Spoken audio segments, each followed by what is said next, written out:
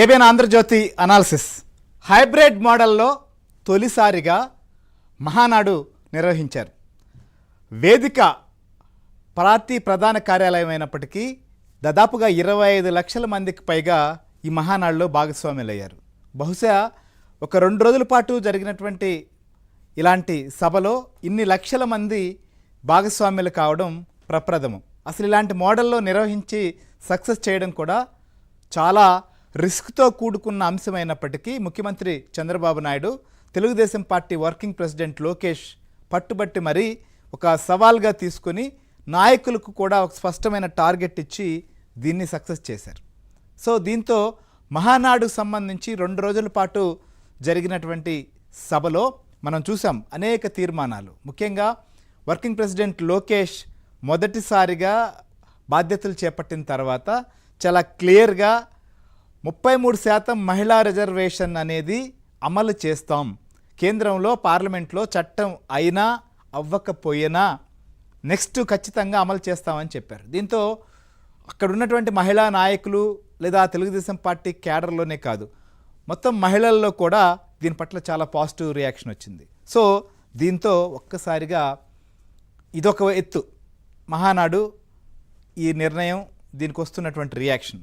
ఇంకోవైపు liquor scam సంబంధించినటువంటి అంశం పైన మాజీ ముఖ్యమంత్రి జగన్మోహన్ రెడ్డి పిఏ కేఎన్ఆర్ను సిట్టు విచారించింది.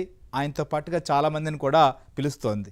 ఇంకోవైపు ఈడీ కూడా దూకుడు పెంచి వరుసగా చెవిరెడ్డి భాస్కర్ రెడ్డి కుటుంబీకులను, వాసుదేవరెడ్డి, అలానే నిన్న విజయసాయిరెడ్డి ఇంటికి కూడా వెళ్ళి దీనికి సంబంధించినటువంటి వ్యవహారాన్ని కూడా ఆరా తీస్తోంది.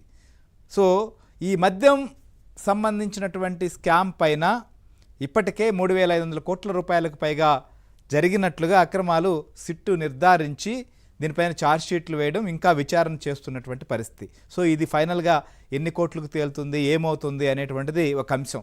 సో ఈ 2 పరిణామాలతో ఇటువైపు మహానాడు సక్సెస్, ఇంకోవైపు లిక్కర్ స్కామ్ ఎపిసోడ్, ఈ రెండిటితో ఉక్కిరిబిక్కిరైన వైసీపీ వెంటనే డైవర్షన్ పాలిటిక్స్కి కూడా తెరలేపింది. ఇవాళ డిఎస్సి సంబంధించినటువంటి దాంట్లో అక్రమాలు జరిగాయి, డిఎస్సి సంబంధించినటువంటి పరీక్షా పత్రాల్లో కూడా లీకులు జరిగాయి, అక్రమాలు జరిగాయి, అనర్హులకు కొన్ని సర్టిఫికేట్లు కూడా సృష్టించుకొని కొనుగోలు చేసుకొని ఉద్యోగాలు పొందారు అనేటువంటి ఒక కొత్త నినాదాన్ని కూడా తెరపైకి తీసుకొచ్చారు. ఈరోజు వైఎస్ఆర్సీపీ సంబంధించినటువంటి విద్యార్థి విభాగం ఆందోళన పేరుతో రాష్ట్ర వ్యాప్తంగా ఆ పార్టీ సంబంధించినటువంటి కార్యక్రమానికి తెరలేపింది. సో మనం చూస్తున్నాం, మహానాడు మొదటి రోజే వైఎస్ఆర్సీపీ పార్టీ రాష్ట్ర స్థాయి కార్యవర్గ సమావేశాన్ని జగన్మోహన్ రెడ్డి పెట్టారు ఫస్ట్ రోజు.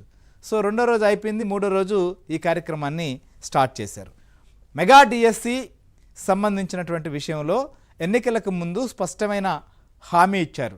లోకేష్ ఏదైతే ప్రజల్లోకి వెళ్ళి యువగళం పాదయాత్ర చేసిన సందర్భంలో కావచ్చు, ఎన్నికలకు వెళ్ళినప్పుడు స్పష్టంగా మెగా డిఎస్సి నిర్వహిస్తాం, ఉద్యోగాలు భర్తీ చేస్తామని చెప్పారు. సో అందులో భాగంగానే 16,347 ఉద్యోగాలకు సంబంధించినటువంటి నియామకానికి నోటిఫికేషన్ కూడా జారీ చేసి దీన్ని రికార్డు స్థాయిలో ఒక టార్గెట్ పెట్టుకొని దాదాపుగా దీన్ని నిర్వహించడమే కాకుండా వారికి సంబంధించిన నియామక పత్రాలు ఇచ్చారు. సో ఇప్పుడు ఈ అంశాన్ని తెరపైకి తెచ్చారు. దీనిపైన కొంతమంది కేసులు వేశారు, కొన్ని కోర్టులకు సంబంధించి వెళ్ళారు.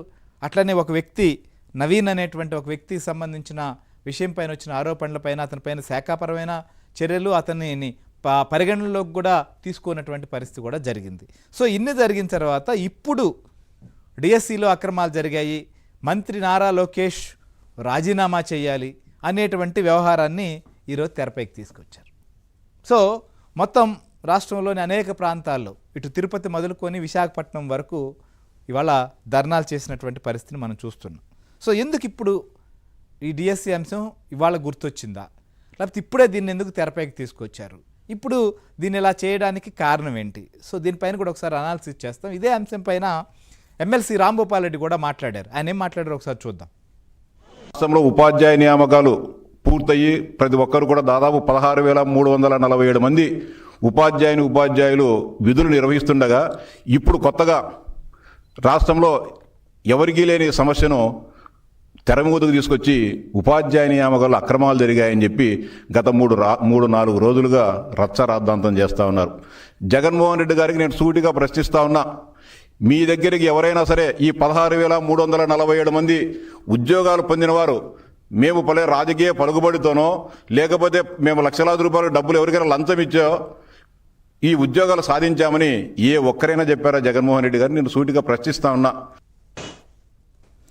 రైట్, ఇది డిఎస్సి సంబంధించిన దానిపైన ప్రస్తుతం వైసీపీ టార్గెట్ చేయడంపై ఎమ్మెల్సీ రియాక్షన్ కూడా చూసాం. అసలు డిఎస్సి సంబంధించినటువంటి విషయంలో అసలు ఏం జరిగింది, నోటిఫికేషన్ ఎలా ఇచ్చారు, నియామకాలకు సంబంధించినటువంటి ప్రక్రియ ఎలా జరిగింది, సో దాని తర్వాత దీంట్లో తలెత్తినటువంటి అంశాలేంటి, ఏ విషయాల్లో అభ్యర్థులు కోర్టుకు వెళ్ళారు, కోర్టుకు వెళ్ళిన తర్వాత కోర్టుల్లో జరిగిందేంటి, కోర్టుల్లో కూడా దీనిపైన ఒక క్లారిటీ ఇచ్చిన తర్వాత ఇప్పటికీ వైసీపీ ఆరోపిస్తున్నటువంటి ఆరోపణలు ఏంటి, దీనిపైన ప్రభుత్వం నుంచి వస్తున్నటువంటి క్లారిటీ ఏంటి అనేది కూడా ఒకసారి మనం చూద్దాం.